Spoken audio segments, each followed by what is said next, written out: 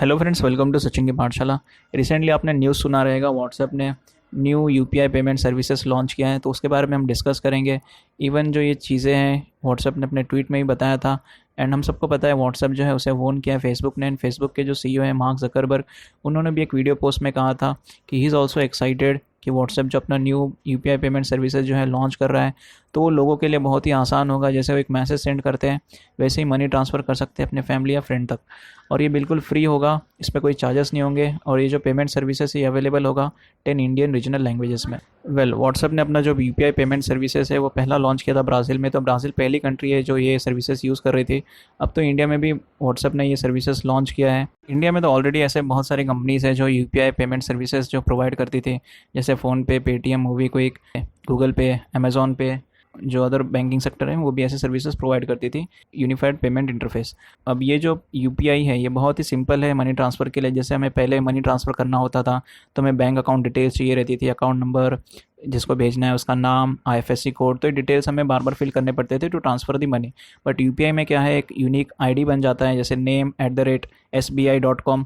तो जो जिसे हमें भेजना है, जो रिसीवर है, बेनिफिशियर है, जिसके अकाउंट में हमें ट्रांसफ़र करना है, तो सिर्फ हम यूनिक आईडी से मनी ट्रांसफ़र कर सकते हैं।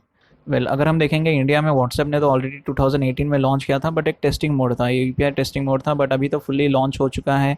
तो अब हमें देखना पड़ेगा कि ये जो अदर प्लेयर्स हैं इंडिया में, जैसे मैंने बताया पेटीएम, गूगल पे, अमेज़ॉन पे, फ़ोनपे, इनके साथ देखना पड़ेगा कि अब आगे क्या होता है यूपीआई इकोसिस्टम पर।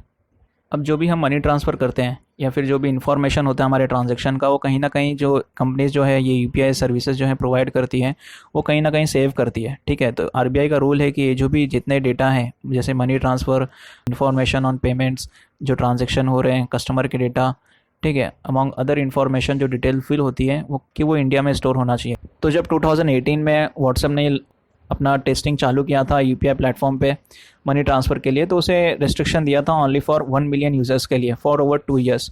बाद में इसमें ये हुआ कि जो सुप्रीम कोर्ट में इस पिटिशन फाइल कर दी गई अगेंस्ट डेटा लोकलाइजेशन कॉम्प्लाइंसेस।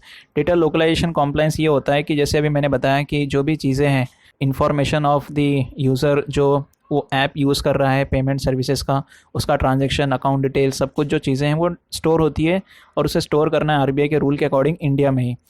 तो व्हाट्सएप क्या करती थी, ये जितने भी डेटा हैं वो आउटसाइड ऑफ इंडिया यूज़ करती थी।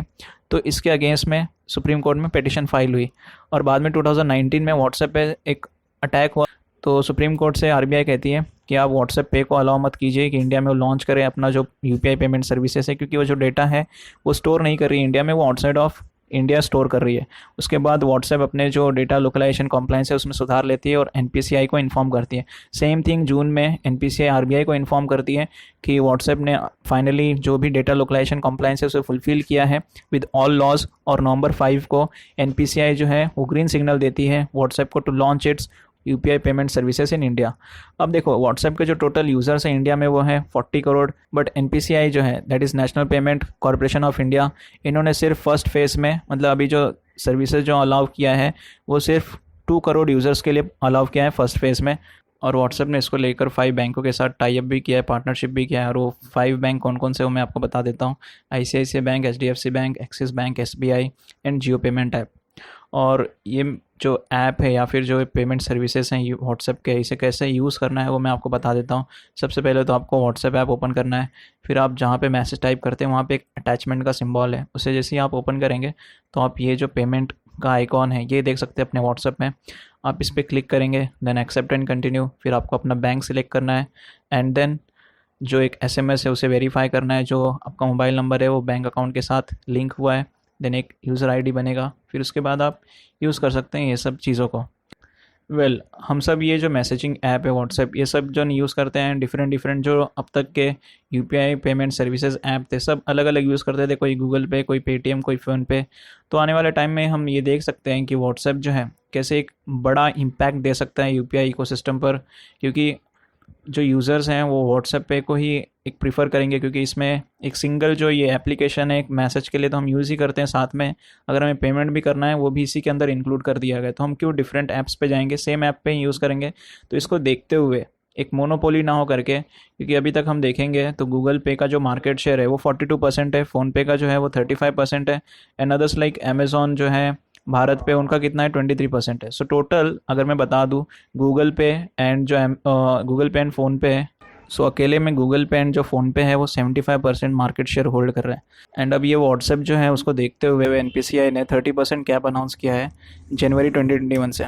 तो ये जो 30% टोटल वॉल्यूम ट्रांजेक्शन है, लाइक जैसे इंडिया में गवर्नमेंट ने बताया था कि एक 1 मंथ में 200 करोड़ ट्रांजेक्शन हुए थे, तो इस पर अगर हम 30% ट्रांजेक्शन वॉल्यूम ट्रांजेक्शन लगाते हैं, यानी सिर्फ एक कंपनी कोई भी है जो इसमें से 200 में से करोड़ जो ट्रांजेक्शन है वो कर सकती है।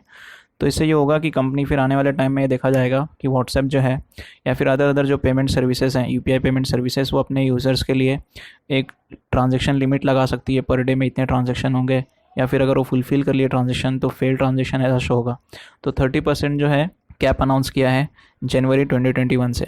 तो देखना होगा कि यूपीआई पेमेंट सर्विसेज जो इकोसिस्टम है इस पर क्या इम्पैक्ट होता है व्हाट्सएप के पेमेंट सर्विसेज को लॉन्च होने के बाद में।